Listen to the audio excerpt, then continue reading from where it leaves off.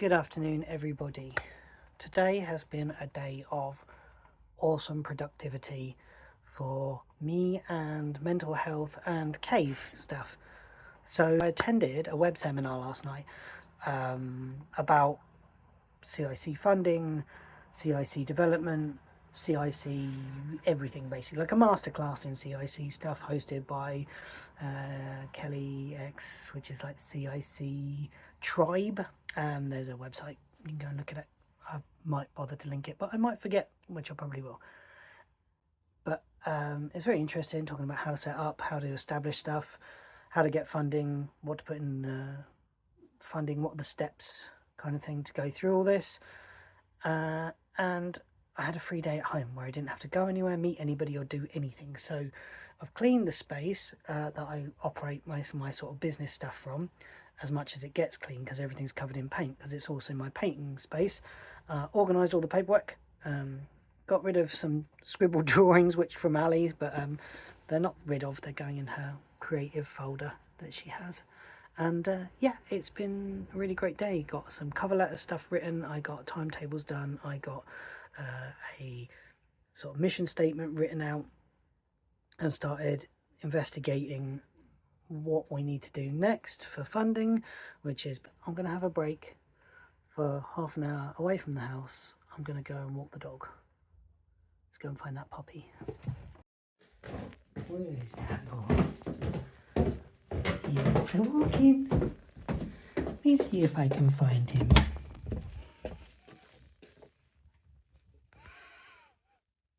You want to go walkies? Yeah, dude. It's weird. Today, at one point, I just was tidying the house when I picked up my little girl's headphones and I put them away for her. And I just exploded with a feeling of love. A feeling of, I don't know, unnameable bliss. Love for the world.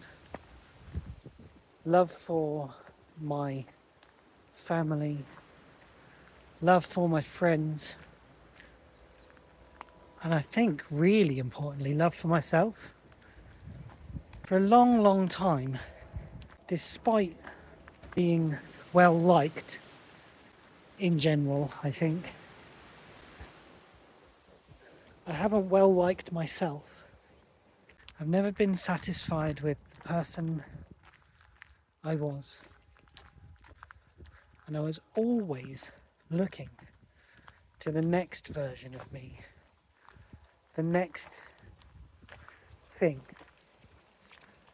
And actually Bean's been quite instrumental in me not looking at the next thing and recognising that it's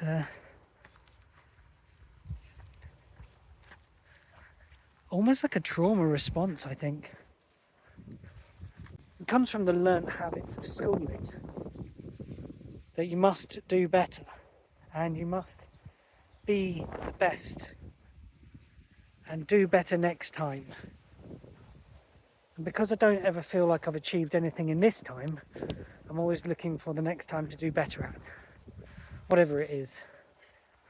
Arts, bands, music, self-care, self-help, helping other people, whatever. I'm just always on the hunt for the next best thing. And the more I learn about trauma, and the more I learn about ADHD and the ways people cope with being on the spectrum and what the symptoms are of being on the spectrum, I find myself more and more in those spaces, in those slots, in those tags.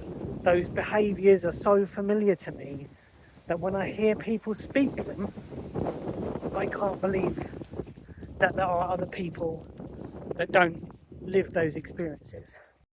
Like, I'm genuinely shocked that there is a way of living that doesn't require me to list everything in my mind and narrate everything I do and replay images, scenes, conversations constantly in my head.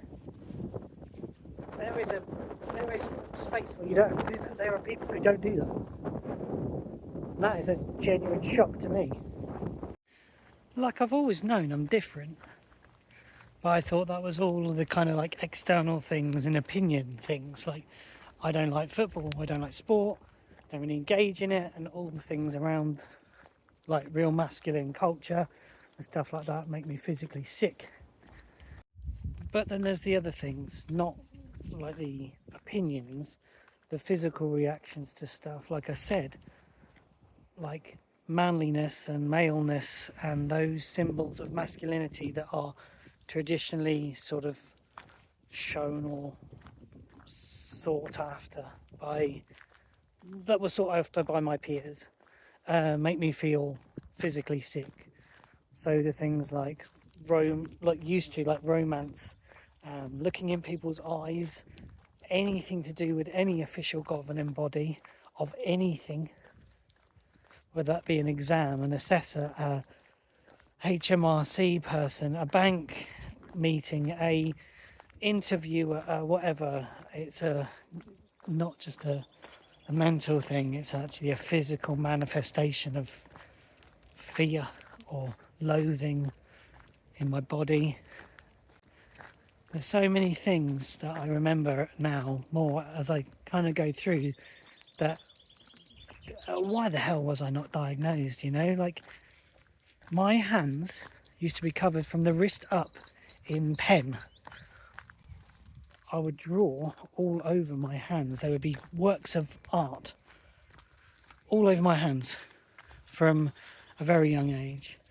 I used to bite the hair from the back of my fingers and hands.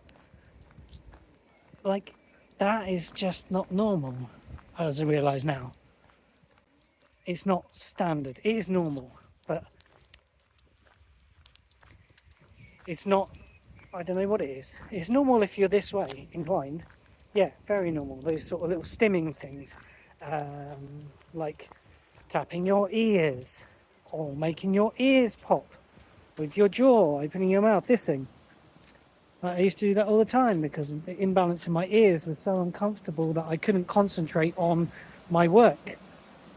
And I was mocked for it, I was teased for it all the time. There's so many things I think of. But with the help and support that I have now, that's why I started this ramble, is I feel so powerful. I feel so confident, I feel so seen and supported. It's the most incredible thing. It's beautiful. I love it. And so I'm so happy today. I'm in love with the world.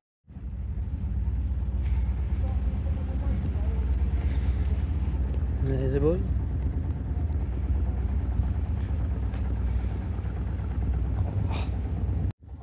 Look at your roundness. Much sleepy.